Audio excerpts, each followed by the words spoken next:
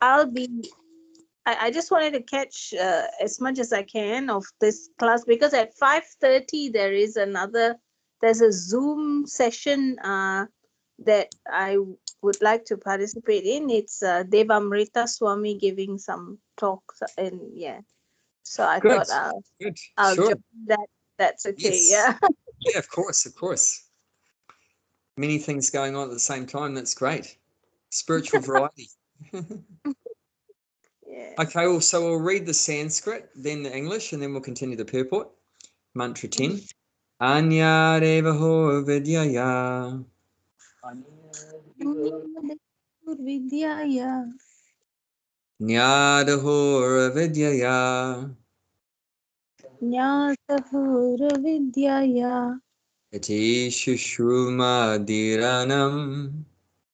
Iti Sushrumadhiranam. Yenastad Vichachakshire.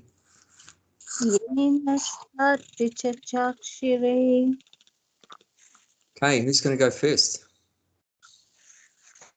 Narendra, I didn't I think hear your you. turn to go first, Deepa. Okay, Anyada Idru Vidyaya Anya Devaho Vidyaya. Yadahur Avidyaya Nyadahora Vidyaya. Iti Shruma Dhiranam Iti Shushruma Dhiranam. Yenastad Vichachakshare. Yenastad Vichachakshire.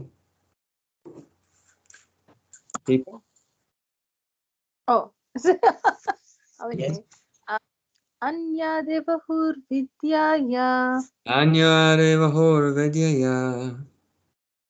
Nyadahura Vidyaya. Nyadahora Vidyaya. Iti Sushrumadhiranam. Iti Shushruma Dhiranam. Yenastad Vichachakshire. Yenastad Vichachakshire. Narendra, you'd like to read the translation, please? Yep. The wise have explained that one result is derived from the culture of knowledge, and that a different result is obtained from the culture of Nisans. So just something from the verse I'd like to speak about before we continue the purport. It says in the third line, Shushruma, which means I heard, so hearing. So this is the process of getting knowledge, vidya, is through hearing. Now, modern day society, what sense do we emphasize for gathering knowledge?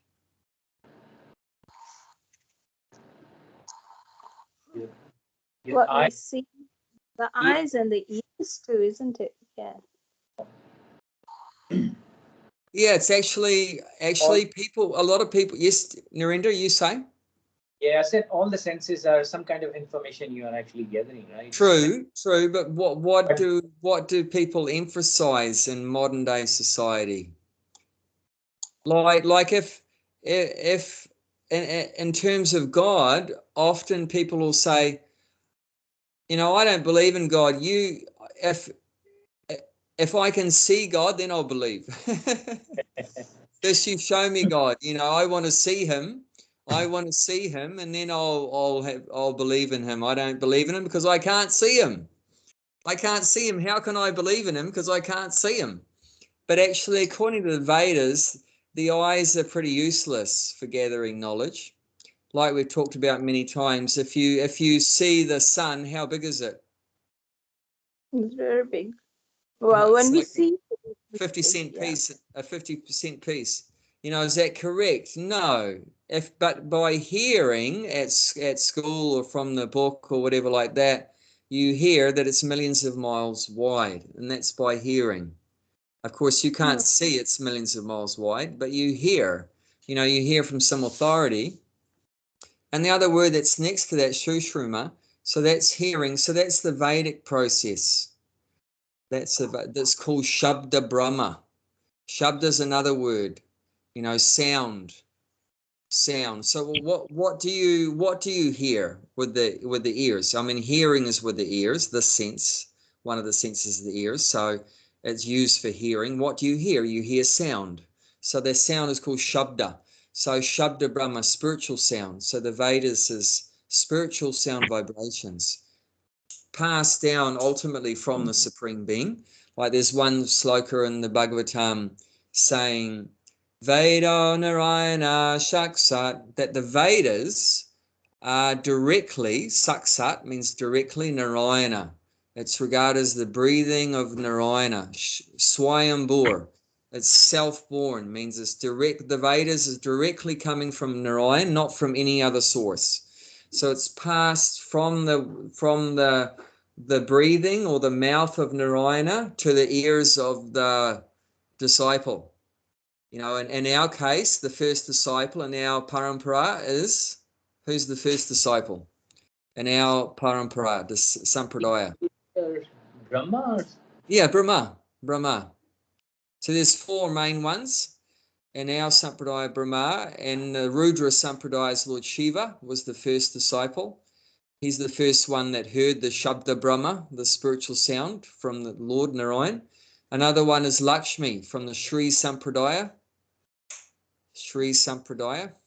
And then four Kumaras, the four everlasting brahmacharis, the four Kumaras. They were the first disciples at one time, hearing from Lord Narayan. So they have a sampradaya too.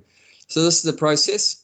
And so by hearing is the best way to gather knowledge, by hearing.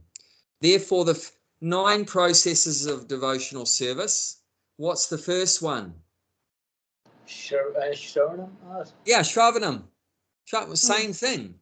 Hearing, that's how it starts. That's how Bhakti Yoga.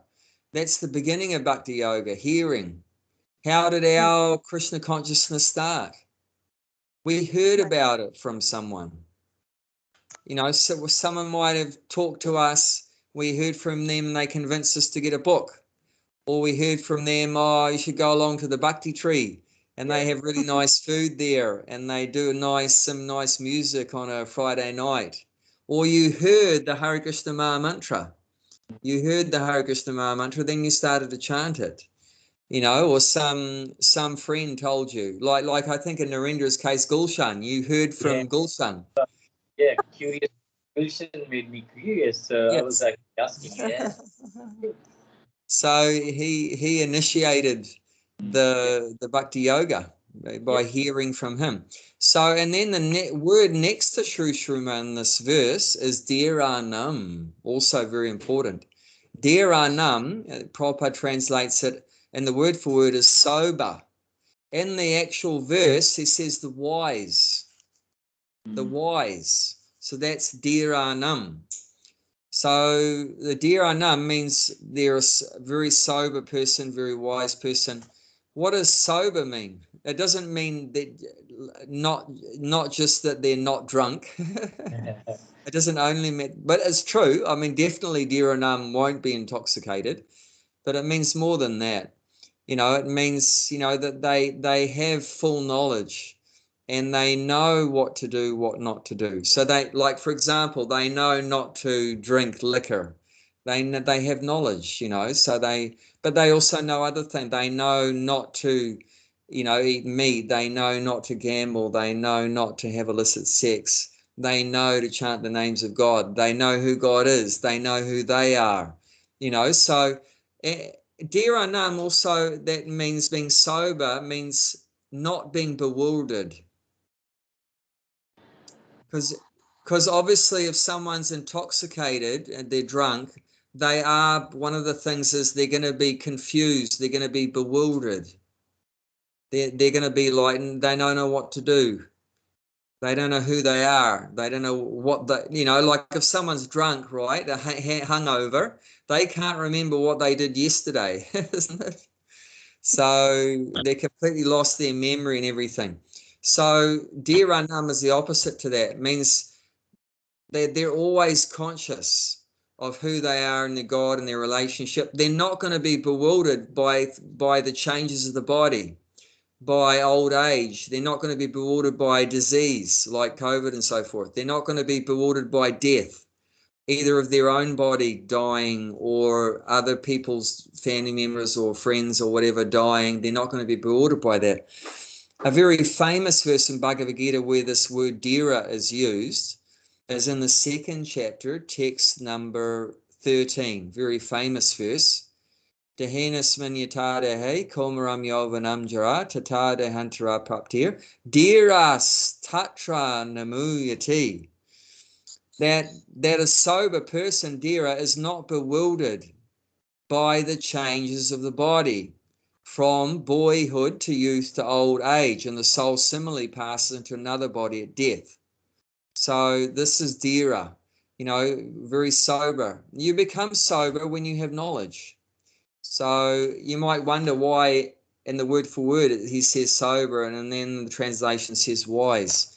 But they're connected because you can only be sober if you're wise. An ignorant person cannot be sober. Only a knowledgeable, enlightened, wise person can be sober.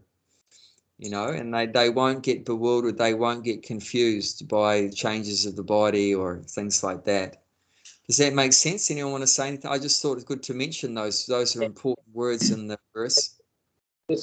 Basically, sober person they are not they are very equipoised. Means they are not affected by material upheavals. Is that correct? Yeah, yeah. I think there is one. I think we had was that Nectar of Devotion. The first one also uses Dhira Naam or something. Dhira. Oh no, that's Nectar of Devotion. The first text, I think, something about. Was it, Oh no, that's the Nectar of Instruction. Yeah. Sorry, yeah. That's also, yeah. Vacha Vegam, Manasakroda Vegam, Jiva Vegam, Urupasta Vegam, Etan Vegan, Yo Visaheta Dhira. So that's also there, Dhira. Very good. Yeah. Good. You've got a very good memory there. You remembered where you heard that verse before. That's good. Narendra, you're getting as good as Abhi now. No, I was actually, I think there was another class happening, so we went through it. But that first verse actually really, really, very, I liked what the message was there. Yeah. It was quite good. It's basically control or what not to control. I mean, yeah, that's the qualifications in that verse to be able to become a spiritual master, a guru, and make disciples everywhere. That's the qualifications. It's all about controlling urges. If you can control all the urges, then you're qualified to be a guru and make disciples all over the world. So what are the urges? It mentions Vacha Vegam. Vacha means the urge to speak, isn't it? We often want to just blurt out something, but we have to control that urge and not just blurt out something. It's mentioned in the Bhagavad Gita that in the speech and the mode of goodness, the words should be truthful. They should be beneficial. I had one guy, just a neighbor here. He has a habit of telling lies, or you could say not keeping his word. And I pulled him up on it, especially because he's a Buddhist. Well, he calls himself a Buddhist. And one of the things that Buddha taught, apart from the main one, which is ahimsa, which is non-violence, but another one that Buddha taught is satya, which means truthfulness. So it means whatever you say, you should follow through. You shouldn't tell lies, So he has this habit. So I said, what would Buddha think about you? You're not keeping your word. You can't just blurt out stuff and then not carry it out. Otherwise, what's going to happen? What's going to happen if people aren't truthful?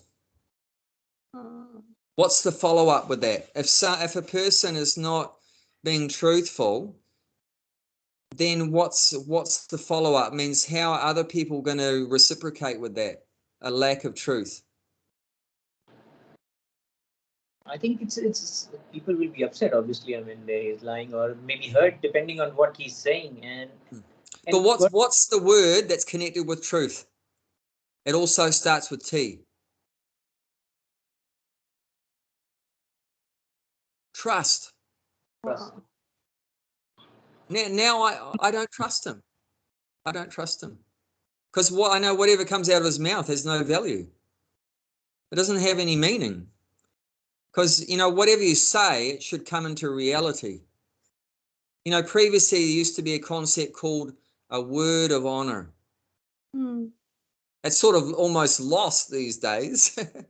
But people used to have honor, and their words had great. What's that? My word is my honor. Yeah. Yeah, and they would. Some people, they would rather die than break their word. And in the Bhagavad Gita, even Krishna says that to Arjuna, that for you, in the first chapter, for you, Arjuna, dishonor is worse than death. So if a Kshatriya, if they become dishonored, and one way of doing that is not by keeping their word. Another way, Krishna was referring to if Arjuna left the battlefield in that scenario. If Arjuna left the battlefield, people would think that Arjuna is a coward and he would be dishonored. And Krishna pointed out, if you got that dishonor, Arjuna, you're going to die, because that Kshatriyas have a lot of pride in their courage and everything like that, and their truthfulness and everything. So they can't bear to lose that. But that's the thing that goes with truthfulness, that if you're truthful, people will trust you. If you're not truthful, then people won't trust you. So, but another thing mentioned about words there in the Bhagavad Gita is beneficial. If we should only speak something if it's some benefit. If it's just to pull someone down or attack someone or whatever, then we shouldn't say it. I mean, even what I said to Nilakanta Priya Mataji's joined us. Hare Krishna, welcome. Even I was quite a little bit intense with my Buddhist friend, but I did it to benefit him. So it doesn't necessarily mean that the words are going to be pleasing to whoever you're speaking. I mean, you try.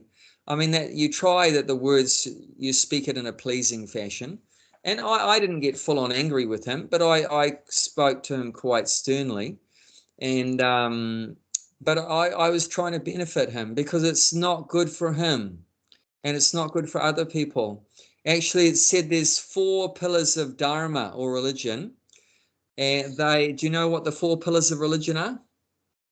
Dharma stands on 4 legs, 4 pillars.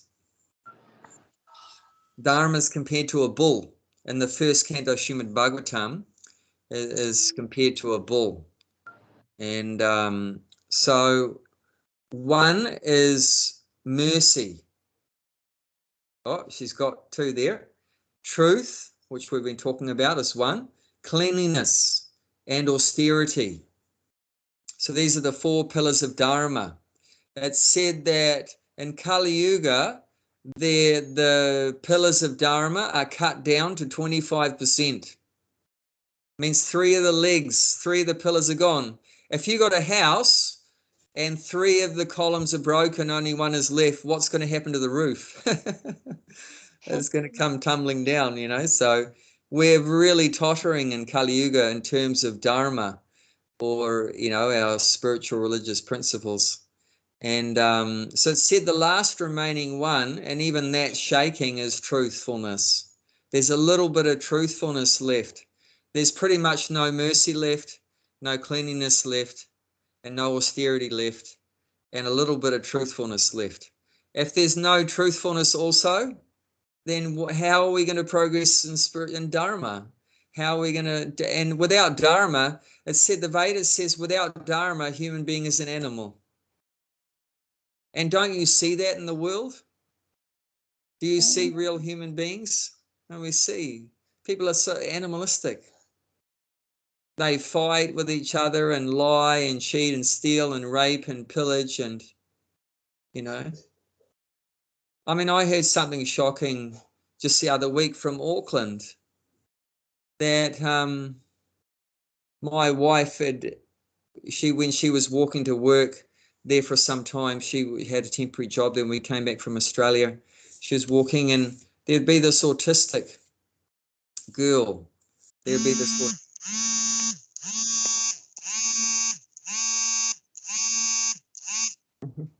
Something happened there. Okay, maybe that's your alarm that you have to get ready for the class deeper, is it? So there was this autistic girl, Down syndrome, she said, and she would walk past her, and then she heard some news recently from Auckland that the girl had been found dead. Someone had raped her and killed her, and she's not even like a beautiful, functioning woman or anything. So someone is really, just demented animal. I mean, I have no other word for a person like that than an animal. They're just an animal, and, what chance do people like that have to advance in spiritual life? Zero.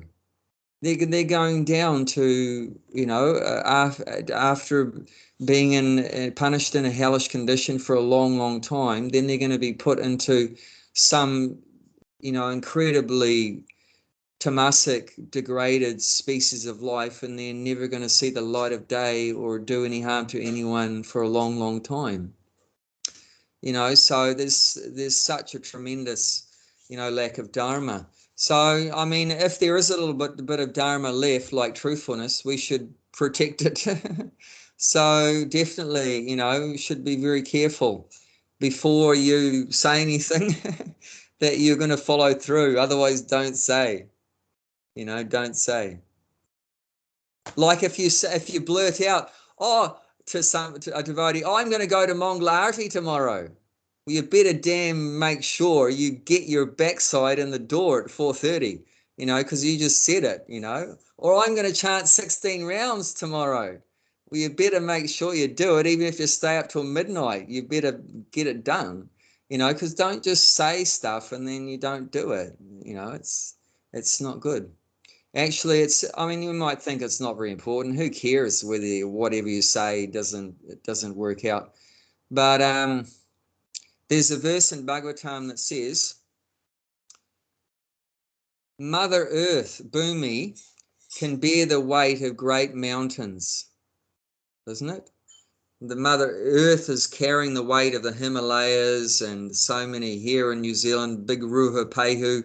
I spent 1 week walking around Mount Ruapehu here. It's so big. Took me a week, part of a group. We took 7 days to walk around it. That's a big mountain. And so the earth is carrying, can you imagine how heavy those mountains are? And they said Mother Earth can bear the weight of great mountains, but she cannot bear the burden of someone that tells a lie. It becomes an unbearable burden for her. So, that's pretty interesting to reflect on that. So, Vachavegam, we have to control the urge to speak. Vachavegam, Manasa Krodha Vegam, Mana, the mind, and then Krodha, anger, Manasa Krodha Vegam, Jiva Vegam, the tongue, the tongue, it tastes food. So, we have to control the tongue, wants to taste the McDonald's and the KFC and all these chicken and fish and all these things like that. We have to control that. And udara pasta, so that means the belly and the genitals. We want to pack the belly up, fill it up, stuff it up. And then and the genitals, get in so much trouble because people can't, like that man, he couldn't control his genitals. So he just goes after whoever he can get, and then kills, after satisfying just to satisfy his genitals, and then he took the person's life. So why? Because just to satisfy the genitals. It's so ridiculous. He could just go to some prostitute or something and satisfy, but rather he takes some, innocent person and kills them. Because he can't control the urge of the genitals. But if you can control all those things, then it says, then you can be qualified to make disciples, shishya. You become very sober, dhira. You become very sober and you become qualified to make disciples all over the, shishya means disciple, pritivam means all over the planet, priti. This all, prithvi is also the earth, this Pitvam. So become qualified to make, like Prabhupada, he made disciples all over the planet, all over this loka. And he's so dhira, he's full control over his mind and senses and all these urges and everything. So yeah, that's a good verse, Narendra, good verse. Yeah, I like that. Yeah. Okay, so we continue. Let's continue the purport, mantra 10. Mantra 10. So it was a very important one we talked about last week, number 6. So all about spiritual master. One should search out a spiritual master. So we talked all about that. And like I said, the main thing is that we should be sincere. And then Krishna will arrange it that we meet a spiritual master. Not that if you're not sincere, I mean, you can search everywhere you like, but you won't find the genuine spiritual master if you're not sincere. And you might find some cheater, because there's many so-called spiritual masters, but they're just, Prabhupada would call them bogus. He used the word bogus guru. They're just cheaters and the cheated. So, if you're not sincere, I want a guru. Why do you want a guru? So I can have a cool name. I can have a spiritual name. And then everyone I can tell all my friends that I have a guru and I'm going to be better than anyone else because I've got a guru and like that. So, just that due to pride or wanting some recognition or adoration or just to get a name or something like that. So very superficial reasons. That's not sincere. It means you're not serious. And you get initiated, and some people, then you never see them again after they get initiated. Then they don't even chant the 16 rounds afterwards or follow the rules. It means they're not serious, they're not sincere. So it's not like that. But if you're sincere, if you like we talked about that, means sincere means not being duplicitous. Remember we talked about the meaning of sincere? It comes from sincere. So it comes from the word sincere, which means without wax. Oh yeah. Remember, without wax? Because in the marble business, what they used to do, the marble business, if you had cracks in it, they would cover it with wax. So then you'd come to buy it and you'd run your hand over it looking for cracks and you wouldn't find it because it's got wax filled in. So it seems smooth, but it's actually filled with wax. So it means they cheated you. It means that they're duplicitous, they're cheating. So the marble that had no wax in it, that was called sincere. So that's where the word sincere came from.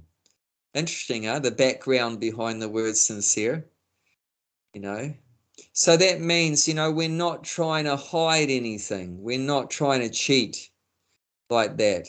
We're honest, I'm not a good person. I'm not a good devotee, but like I was told by one Bengali devotee, he said, you should say that you shouldn't say that you're a devotee. You should say you're trying to be a devotee. But if we think about it, are we actually a devotee? No. What is a devotee? Devotee is very pure, very pure.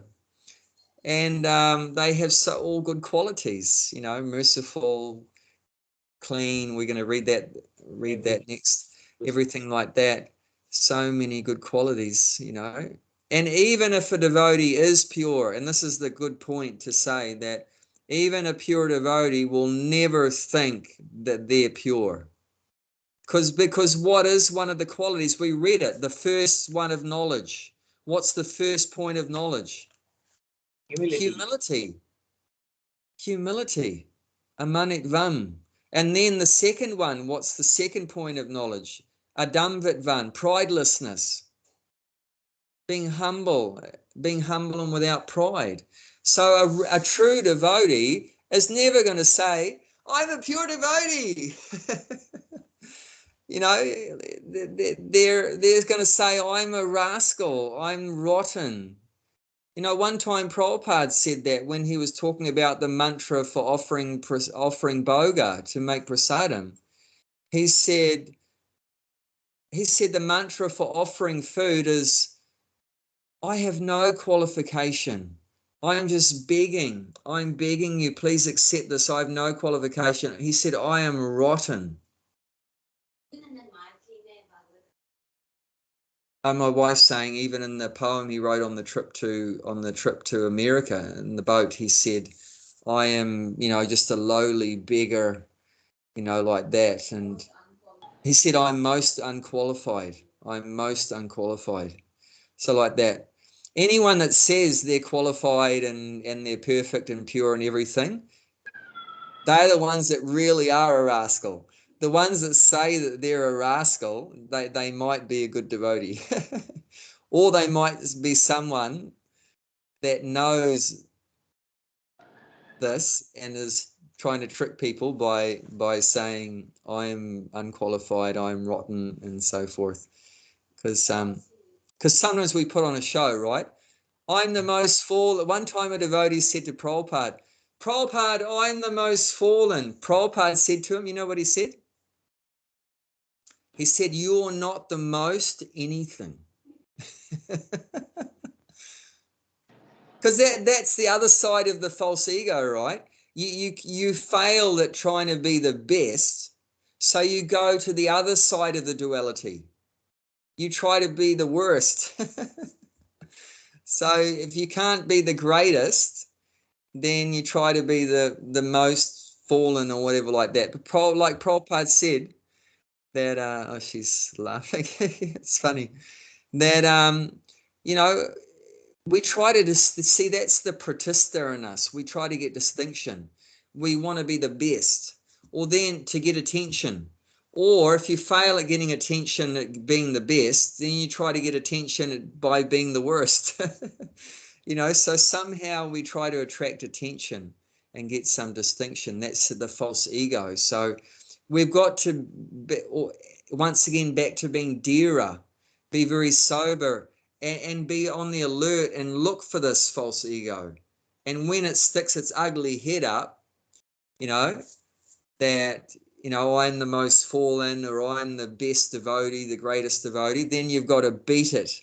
Like Bhaktisiddhanta Saraswati, Prabhupada's guru, said, every morning when you wake up, you should beat your mind 100 times with shoes.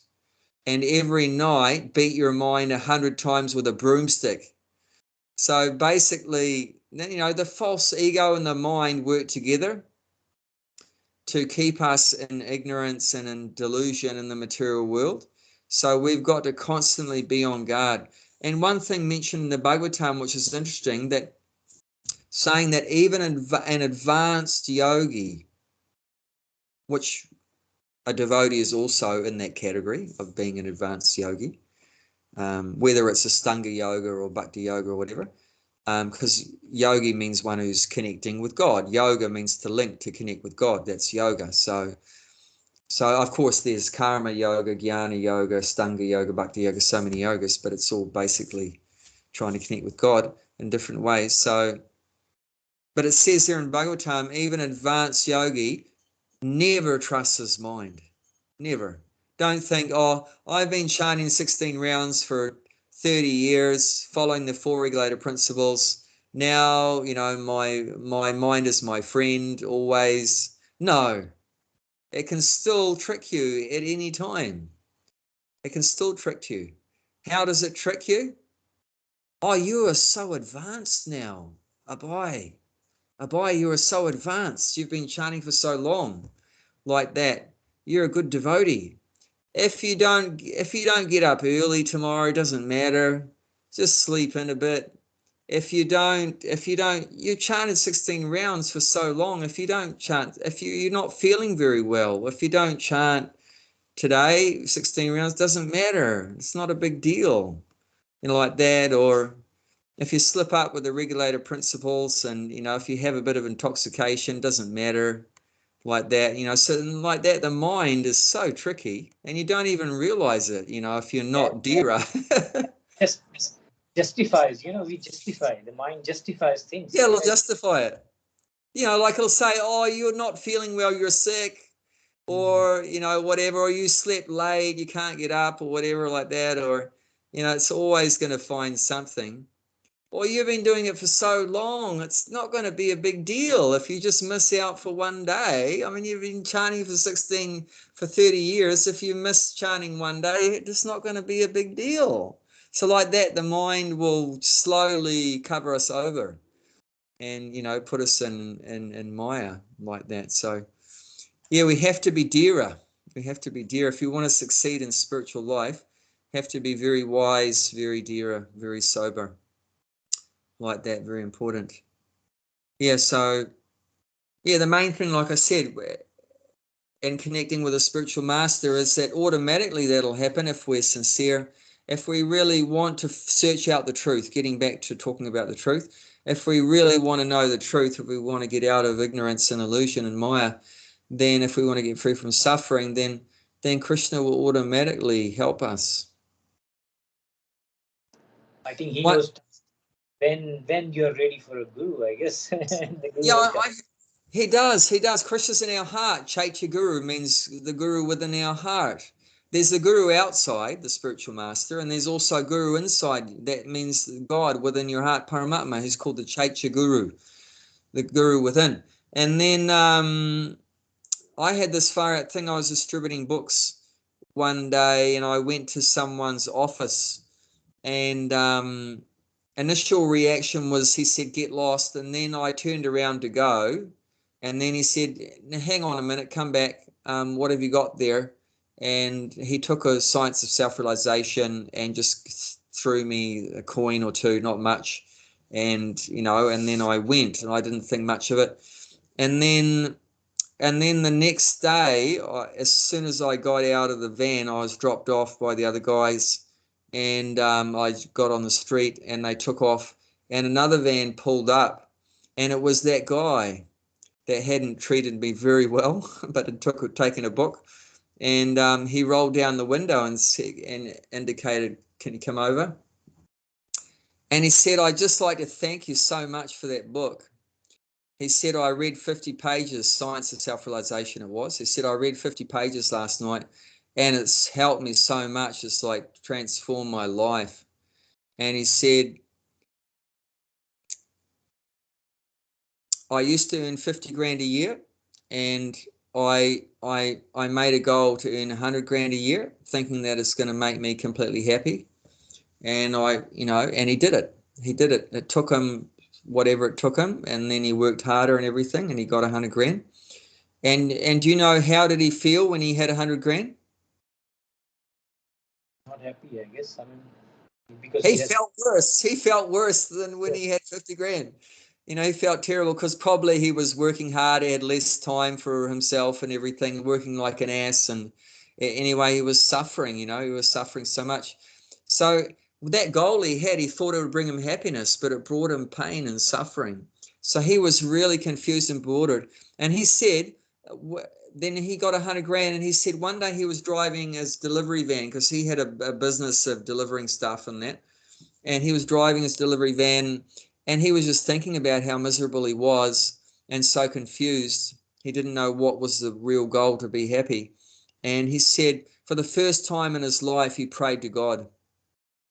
He said the first time when he was suffering. So, I mean, you can see that it's another point, that's the benefit, the silver lining of suffering, that it can make us humble. It crunches down that false ego and that pride. It crunches it, and it makes you frustrated and exhausted. And at a certain point, you cry out to God. That's the whole idea.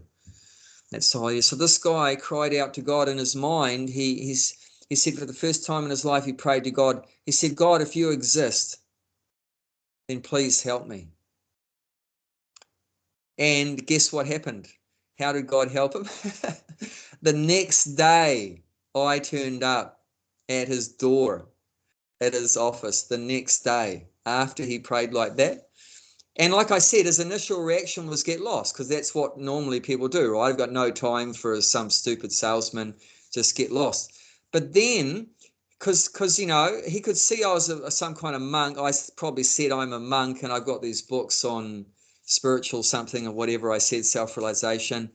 And he must have heard that, you know, something about spiritual self-realization. So when he told me to get lost, and then he said, but yesterday I prayed, you know, if God exists, then please help me. Maybe this is God's help. So then he said, change his mind, come back. So that's why he changed his mind and said, come back, because he'd prayed the previous day, if God, if you exist, please help me. And he thought maybe this was God's help. So that was my point. And then he said, I'm so sorry how I treated you and I didn't give you much. So he gave me like $50, you know, to make up for it. And then he said, I got a friend, he's really unhappy at the moment. Have you got a book that can help him? I said, sure. And I gave him Bhagavad Gita for his friend. So, and then he was so happy, you know. He said, I just read 50 pages last night. It's like changed my life, you know.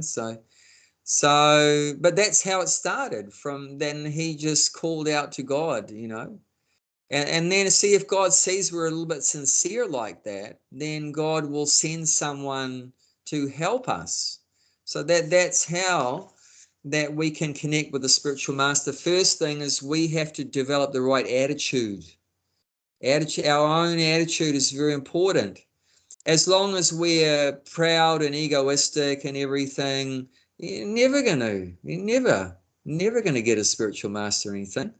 But if we develop the right attitude, humble, you know, we acknowledge that we're suffering, but we don't want to keep suffering. That's stupid.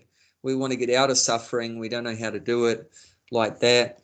We want to find out the truth. Then God will help us. So that's that point of spiritual master. So that's a very important point. So we spent quite a bit of time on that, but it's worthwhile doing because it's like a foundational point. Okay, 7. Okay, Narendra, do you want to read?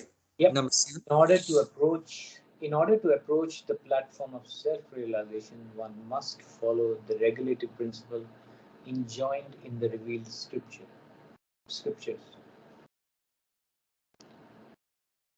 Yeah, so in the Bhagavad Gita, this point is Salcham, right? Chapter 16, I think. Yeah. No, 13. This is talking about chapter 13. 13, 8 to... Isn't it? The principles of knowledge. Yeah. 13th chapter, 8 to 12. Yeah, Salcham. So on this point, now how does what Prabhupada's saying here connect with Salcham? Acharya Pasamam. So Acharya Pasamam in the Bhagavad Gita, that's this one, searching a spiritual master. And then Salcham. Salcham is cleanliness mentioned in the Bhagavad Gita. So how does that relate to this one? In order to approach the platform of self-realization, one must follow the regulated principles enjoined in the revealed scriptures. So cleanliness is two kinds of cleanliness, external and internal. So what is external cleanliness? It's cleaning your body and everything. Yeah, pretty obvious, you know, cleaning your body, taking a bath and so forth. You wash your hands before you eat and after you eat, all that stuff, you know, brush your teeth and all that kind of thing. Keep reasonably short hair, not long. Like I've got quite a few neighbors here have long dreadlocks, you know, they're all full of dirt and they don't even brush their hair and it's all stuck together and all smelly. And some people also, I've noticed, you know, they don't take a bath. So they don't take a bath and they just put on the same, they don't take a bath and then keep the same dirty clothes. And you can tell, like it's the whole room is like, we had one guy came to our house for a program and the whole room like stunk. You could tell he didn't take a bath and didn't put on clean clothes. And people were like almost like, you know, it's like horrible. You know, so cleanliness means external, but also internal. We don't often think about that, but Prabhupada mentions that Saucham means internal cleanliness. So it means our heart, our consciousness. So the consciousness gets all cluttered up with so much dirty things. What are the dirt in the heart? Lust, greed, anger, pride, madness, like that, so many things in the heart. So it means we've got to clear all this stuff out of the heart. What's the best way to clean that out of the heart? I mean, you can scrub your face and under your armpits, but can you scrub your heart? Use the japa, do the japa. Yes, very good, very good. Excellent. Chanting, yes. Nilakanta Priya is saying that too. Yeah, top students there. Chanting is the best way to clean the heart. Because how's that work? Because Krishna's in our heart. When you chant, Krishna's pleased.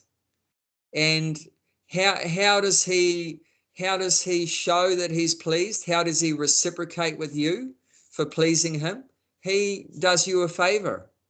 You did something nice for him by chanting his name, so he does something nice for you. He'll chuck out, your lust and chuck out your greed and anger. Then that's pretty cool, isn't it? I don't know any other way of getting rid of it.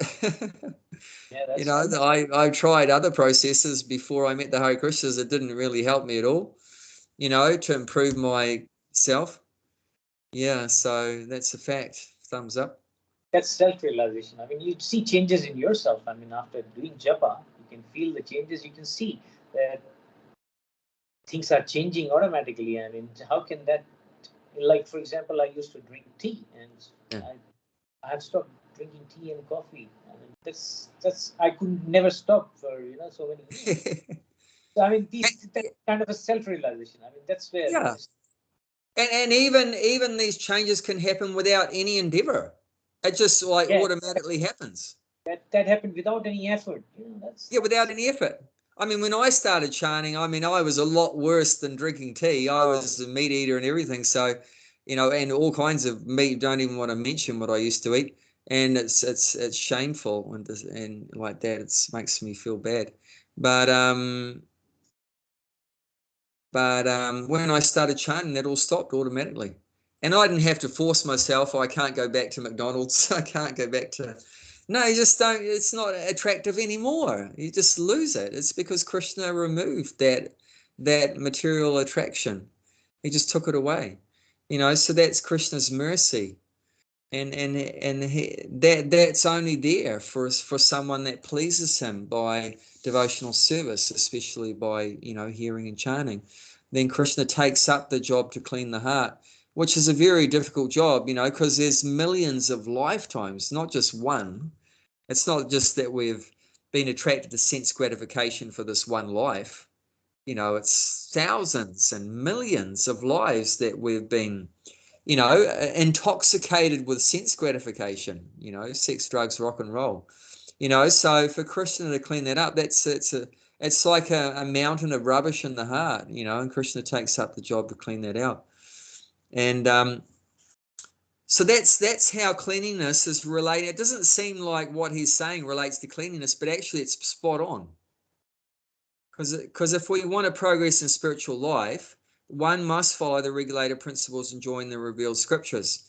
So this is cleanliness.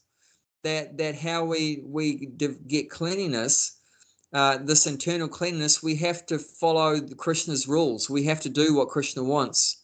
So what are the regulated principles? Is chanting Hare Krishna is the first one. And this is what cleanses. This is the cleaning. That's what cleans. You follow the regulated principles like chanting, and then Krishna will clean your heart. So that's how the internal cleanness happens. So, I find this very interesting because Prabhupada's coming at the same verse from the Bhagavad Gita here, but from a different angle. And it's very interesting to see that. The Bhagavad Gita is saying cleanliness. Here is saying follow the regulated principles. But it's the same thing, but you're looking at it from a different angle. And it's giving you more depth on what cleanliness means. You can't have cleanliness without following the regulated principles, because where do these regulated principles come from? They come from God. Like I said, the Vedas come from God. And so within the Vedas is all the regulated principles, all the do's and don'ts. Some of the regulated principles are do's, like do chant Hare Krishna. Some are don'ts, like don't have illicit sex, don't eat meat, and so forth like that. Do get up early in the morning and do offer your food and like that. Don't associate with, wicked people and stuff like that. But, satsanga and all this stuff, chaga. So there's do's, and some of them are do's, some of them are don'ts. But this comes from God. This is, what pleases God and what doesn't please God.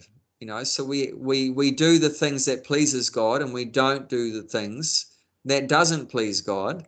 And if you do that, then your heart's going to get cleaner. And if you don't follow the regulated principles, your heart is going to, the mountain of rubbish tip in the heart is going to increase.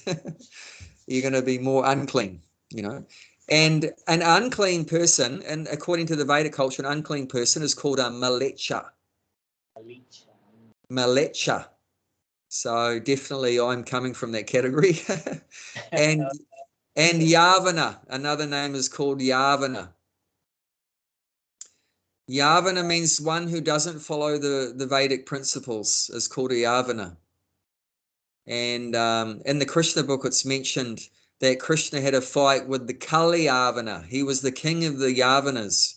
He had 10 million Yavana soldiers. He attacked Dwarka with 10 million Yavana soldiers. So that mean they're people from outside the Vedic culture. They don't follow it. So basically, just like modern day people, they don't follow the Vedic culture, the Yavanas. And malecha means very unclean. One time, one of Prabhupada's disciples, he was eating with a spoon, not with his hand, with a spoon. He was eating with a spoon. And then Prabhupada was talking with him, and then he touched his hand on his dhoti. He touched his hand on his dhoti. And Prabhupada said with disgust, with great disgust in his face, "You malecha." He said, "You malecha," means very unclean, but the devotee said, "Prabhupada, I didn't touch the food with my hands." But Prabhupada said, "No, that you can't do that. Just because your hand didn't touch your mouth, but your hand touched the spoon and the spoon touched your mouth, so it's all connected, and the mouth is dirty. All the holes in the body especially are dirty. So if you touch any of the holes, then you have to wash your hands before you touch your body. So that's, just common sense for someone that follows Vedic culture. In Vedic culture, even if you drink water, you wash your hands after drinking water. And if someone that's a Brahmana, who's following Vedic culture, even washes their hands after, drinking water, like that. So very high standard of cleanliness, external, internal. So these are. And I've seen Brahmanas cook for themselves. They don't let anybody else eat them. So I've seen. Yeah. So they will have a bath and they will cook their own food. They don't let anybody touch their food to be cooked by anybody else. Yeah, very high standard. Very high standard. Not only because they're worried about hygiene, which is there, definitely. Some people might not. Like when I was in Jagannath Puri, see, one of my weaknesses is sweets. I like sweets. And I was thinking, this is Jagannath Puri. All the people are very transcendental and very pure and everything here. And it's difficult because there's not many places that me too, she's saying, Jenny Counterpress is saying, not many places that devotees can really eat there. I mean, we can't go into the temple. I mean, we can get it Jagannath Prasadam, get someone to get it for us, but we can't go into the temple. So it's a bit difficult there getting prasadam. Anyway, I went to some sweet shop and got some milk sweets my wife and I had. And we both got sick the next day. And I was more sick. I actually got Giardia, which is a small parasite, a tiny parasite. So Jardia. So she didn't get that. I got that though. So I was suffering for months because of that, eating hot food that was cooked by unhygienic people. So that guy that prepared those sweets must have had Jardia, and he didn't wash his hands after he touched his backside or whatever like that, and then that's in the food, and then and all the food may have been old as well, and stuff like that. So for that reason, yeah, it's very unfortunate, she's saying. Yeah, so I learned a lesson there, so cleanliness is very important, obviously for hygiene reasons, but also you also take on the consciousness of the cook. So that's actually the main reason why the Brahmanas cook for themselves, because they don't want to take on the consciousness of a Sudra or something like that, some ignorant person, some lusty person, some greedy person, some angry person, some sinful person like that. Like especially grains, especially if you eat grains cooked by a sinful person, the sins are absorbed by grains.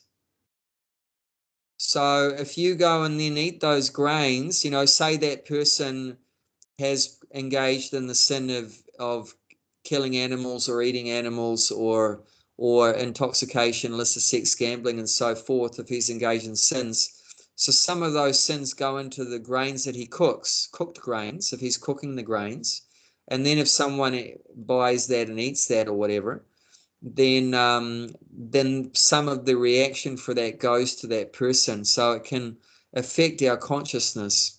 And that happened in Prabhupada's pastime once. Some devotees with Prabhupada, they were visiting some, so-called pious Indian people. So they were staying with them. And it was a nice, cool place in the mountains. It was very hot in the summer, and Prabhupada was suffering a bit from the heat. So they went up to this hill station. And the first morning, so they stayed the night. They ate with the hosts. They stayed the night, and they didn't get up for Mangalarti in the morning. So Prabhupada said to a servant, "Do you hear that?" And the servant was listening, and he said, "Oh, I think it's the devotee snoring in the next room." Prabhupada said, "I know. Go and tell them to get up immediately. We have to pack our bags and leave immediately." So they all came into the room and offered obeisances, and they looked very embarrassed and everything. Prabhupada said, "We've only been here one day, and already you're getting up late." He said, if we stay here one more day, you're all going to fall down. And all the devotees were very scared and shocked and everything, and maybe thinking that was a bit extreme or something. But Prabhupada explained, well, he asked them, "Do you know why you couldn't get up?" No one could answer. It was because all the food we ate last night was contaminated. He said, because they had a lazy Susan in the middle of the table. Lazy Susan means a spinning wheel, and you all help yourself. It's all self-serve. So you get a bit more sabji, and then the other person gets a bit more, and it keeps. So you're handling the same spoon after you're eating, and so both the devotees and the people who own the house, the hosts, they were eating together, sharing the same food. And so then that way Prabhupada said it was contaminated by their consciousness, obviously. And obviously, they were, lazy people that would get up late. So if you eat, food, by people like that, they're in more ignorance, tamagoon and lazy in that, then the food is contaminated like that, then you're also going to get some of that. Okay, she's saying that makes sense so many times when I feel tired. Yeah, so we definitely get affected by other people's consciousness, especially grains. So that's why Brahmanas do like that, to maintain that Brahminical standard, the sattva gun, the mode of goodness, like that. So, I mean, you can't always do it perfectly. We can't expect to be exactly like a Brahmana in India, traditionally. But, you know, we just try the best we can. And if the food's not perfect, then just before you eat it, pray to Krishna, please protect me. please protect me, you know, just try your best you can. But try that it's cooked hygienically, obviously, for health reasons, because I've seen the effect of that. If it's not, it's stuffed up your health. And then, you know, try to make sure, you know, the person's consciousness that's cooking is very good. Actually, Prabhupada indicated sometimes, he said,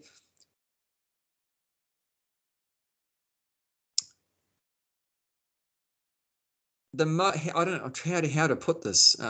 Anyway, I'm not going to present it perfectly, but the most important person in the temple, their consciousness, the most important person's consciousness in the temple is the cook's, because the cook's consciousness goes to everyone.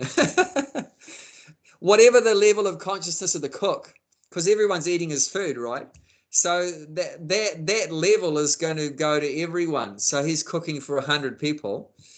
Then if he's on a high level, then everyone's going to come up. If he's on a low level, then everyone's going to, well, a lot of people are going to come down, you know. So it's very important. The consciousness of the cook is very important, you know. So that's something there. Yeah, that's true. I mean, yeah, if you're angry and something, it might, yeah, the food will be affected by that, I guess. I mean, you notice that, like, you know, what happens when you eat food from a fast food place? Afterwards, you have indigestion, you feel really lethargic, and you can't think properly. And it's because it's a really low consciousness, you know, both low quality ingredients and very heavy, of course, but also the consciousness of the person. Are they cooking with you for love? No, they're just trying to make profit, make a buck, do it fast, quick, fast, and they're probably angry and everything like that, all agitated and everything like that. So that goes into the food, you know. But what's the ultimate is, like, you know, the mother's cooking, because when the mother cooks for her children, it's so much love, and you eat that, and it's like, wow, this is amazing, and it tastes so good because it's been cooked with love. And that's what Krishna says in the 9th chapter, text 26. If one offers me with love and devotion a leaf, a fruit or flower or water, I will accept it. So that's what Krishna wants. Not so much as a particular ingredient, because he says just a leaf, a fruit, a flower, just simple things. But the main thing is with love. You know, with love, that's the main thing. So and that kind of food has got the best quality, you know, love, you know, that's going to be very healthy and good for our consciousness and everything like that. So these are all factors in cleanliness. And the other thing is that whosoever cooks for you, keep them happy. Yeah.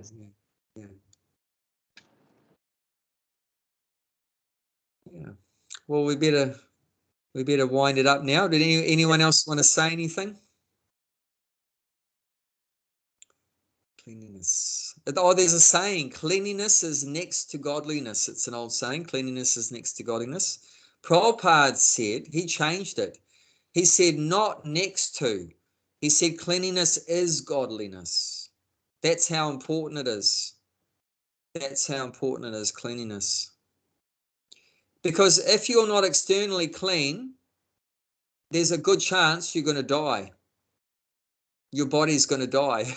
External cleanliness is very important for your body. And the internal cleanliness is very important for your soul. If internally you're dirty, spiritually you're dead. You got no life. You know, you're just ignorant, lusty, whatever, angry, like that. Then, you know, spiritually you're dead. You know, then we have to become, internally we have to become clean. And therefore Chaitanya Mahaprabhu in his 8 prayers, the Shikshashtaka, the first thing he said is Chaito Darpana Marjanam, that cleaning the mirror of the mind, the heart. You have to clean the heart. And he says by this Param Vijayate Sri Krishna Sankirtanam, but this congregational chanting of Hare Krishna, this cleanses the consciousness, cleanses the heart. So that's the first thing he mentions, is cleaning by chanting. So that's internally. So yeah, cleanliness is a very important part of godliness. You can't separate cleanliness from godliness, from spiritual life. Some of these pseudo spiritual people, but they don't care about cleaning their body or putting on clean clothes. But that's not spiritual. Being dirty doesn't mean you're spiritual. Oh, I don't care about the body anymore. Don't care about cleaning it. But that's not spiritual. That's called mode of ignorance. That's called tamagun. That's not called transcendental. But people bewildered by Maya. People bewildered by Maya think that they're more advanced because they don't care about the body. They don't care about cutting the hair or washing the body or whatever clothes they wear. And of course, we call that like hippies, right? Hippies. And then they thought they were more advanced because they don't cut the hair and don't wash themselves and everything like that. And they're thinking, well, oh, I'm advanced because I don't care. I don't care about the body. I don't worry about the body and everything. No, that's not. That's mode of ignorance. That leads to mode of ignorance. Just sleeping and lethargy and sleeping and madness. That leads to madness. Pramadalasya, nidrabis. This is symptoms of the mode of ignorance. Pramada means madness, alasya means laziness, and nidrabis means sleep. And that's the effect. If you don't keep clean externally, this is the effect. It's going to put you in the mode of ignorance. Like that. And body is a temple. I think there's a Paramatma is inside. So yeah, we should see it like that. The body's a temple. We have to keep it clean. Paramatma is inside. Yes. Yeah, Paramatma's inside. Yeah. And also a big important part of a Krishna conscious person is trying to spread Krishna consciousness. And how are you going to spread Krishna consciousness if you stink and you don't look good? Like one thing Prabhupada said, first dress, then address. So before you address means before you talk to someone, before you go and preach to someone, dress nicely. He wanted devotees to dress nicely. He said, even if you don't wear a dhoti and all that, but look like a gentleman, dress like a gentleman. It means nice, clean, tidy clothes and tidy hair and everything. Even you don't have to wear a dhoti or shaven head or whatever, but keep nice, clean haircut and nice, clean clothes, everything, have bath, and then go and talk to people, not with some beard sticking out and, hair everywhere and dirty and everything, and then going and preaching to people. This will not be very good preaching. That's bad. If people think, well, if that's what Hare Krishnas look like, I don't want to be a Hare Krishna. So you have to dress properly and everything. So for that reason too, cleanliness is very important. How are you going to preach or teach to other people if you don't present yourself, nicely, properly? Okay, we might have to stop here, unfortunately. Yeah.